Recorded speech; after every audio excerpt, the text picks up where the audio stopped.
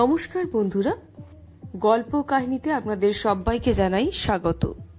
আজকের গল্প অন্ধকার প্রাসাদের মালকিন। রূপনগরের এক রাজা নারীদের প্রতি গভীর ঘৃণা থেকে প্রতিদিন একটি নতুন তরুণীকে বিয়ে করে পরদিন তাকে মৃত্যুদণ্ড দিতেন। এর কারণ ছিল তার প্রাক্তন স্ত্রীর বিশ্বাসঘাতকতা, যার ছবি তিনি কারাগারে অন্ধকার কক্ষে টাঙিয়ে রেখেছিলেন। রাজ্যের প্রজারা রাজার অত্যাচারে অতিষ্ঠ হয়ে উজিরের কাছে বিচার চাইল। উজিরের বুদ্ধিমতী ও সুন্দরী মেয়ে রূপাঞ্জনা প্রজাদের কষ্ট দেখে রাজাকে বিয়ে করার সিদ্ধান্ত নিল, যদিও সে জানত এর পরিণতি মৃত্যু। তার বাবা উজির অনিচ্ছা সত্ত্বেও রাজি হলেন।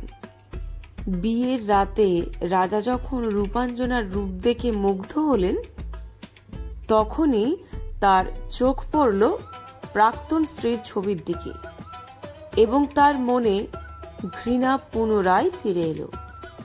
কিন্তু রূপাঞ্জনা বিনয় ও শান্তভাবে রাজাকে একটি গল্প শোনানোর প্রস্তাব দিল। রাজা রাজি হলেন। প্রথম রাতে রূপাঞ্জনা এক পথিক ও এক জিনের গল্প শোনাল। পথিক ভুল করে জিনের সন্তানকে আঘাত করায় জিন তাকে হত্যা করতে চায়। পথিক নিজের ঋণ পরিশোধ ও মেয়ের বিয়ের জন্য সময় চাইলে জিন তাকে 40 দিনের অবকাশ দেয়। পথিক বিশ্বস্ততার সাথে ফিরে আসে এবং জিন তার সততায় মুগ্ধ হয়ে তাকে ক্ষমা করে দেয়। ফজরের আজান পড়লে রূপাঞ্জনা গল্প থামিয়ে দেয় এবং রাজা গল্পের শেষ শোনার জন্য তাকে আরও এক রাতের জীবন দান করেন।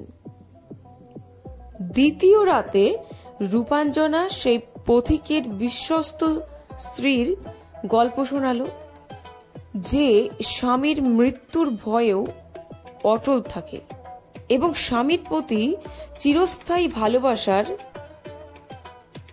অঙ্গীকার করে।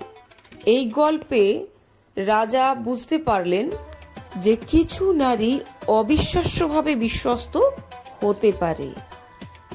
তৃতীয় রাতে রূপাঞ্জনা 4 রানীর গল্প শোনাল, যেখানে রাজা তার কালো কিন্তু সবচেয়ে বুদ্ধিমান ও আত্মত্যাগী স্ত্রীকে বেশি ভালোবাসতেন।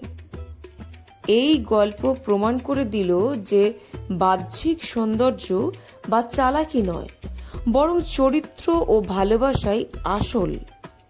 রূপাঞ্জনার গল্প শুনে রাজার মনে পরিবর্তন আসতে শুরু করল।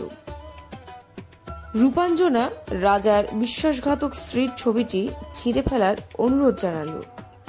রাজা ছবিটি ছিঁড়ে ফেললেন এবং বুঝতে পারলেন যে সব নারী একরকম নয়। তিনি রূপাঞ্জনার হাতে ধরে বললেন যে সে তাকে বাঁচিয়েছে এবং সেই তার একমাত্র রানী। এই ভেবেই তাদের সুখে দিন কাটতে শুরু করলো এবং এভাবে রূপাঞ্জনার বুদ্ধিমত্তা ও বিশ্বস্ততার মাধ্যমে রাজা তার নিষ্ঠুরতা ত্যাগ করলেন। উজির ও রাজ্যের সবাই খুশি হলো, কারণ রাজার জীবন রক্ষা পেল এবং তিনি তার প্রজা হত্যা বন্ধ করলেন। রূপাঞ্জনা রাজপ্রাসাদের প্রকৃত মালকিন হয়ে উঠল, তার স্বামী ও রাজ্যের ভালোবাসা নিয়ে। কেমন লাগলো আজকের এই গল্পটি অবশ্যই আপনারা কমেন্টে জানাবেন এবং আগামীতে যদি আপনাদের কোনো গল্প ভালো লেগে থাকে তাহলে সেই ধরনের গল্প অবশ্যই কমেন্টে জানাবেন। আমি অবশ্যই গল্পটি আমার চ্যানেলে প্রকাশ করব। যদি কোনো লেখক এই বিষয়ে সম্মতি প্রদান করেন তাদেরকে অগ্রিম শুভেচ্ছা এবং অভিনন্দন রইল। ধন্যবাদ।